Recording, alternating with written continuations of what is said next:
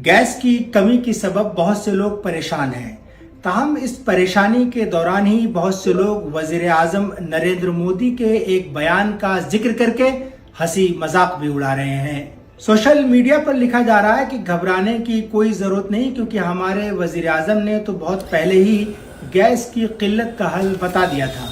तो मोदी ने ऐसा क्या कहा था? स्वाभाविक ये गंदी नाली होती, वहां गैस भी निकलता है तो कभी दुर्गंध आती थी।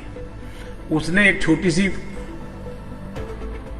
बर्तन को उल्टा करके उसमें छेद करके एक पाइप डाल दी, और जो गटर से गैस निकलता था वो पाइपलाइन से उसके अपने चाय के ठेले में ले लिया, और वो चाय बनाने के लिए उसी गैस का उपयोग कर करके चाय बनाता था। सिंपल सी टेक्नोलॉजी।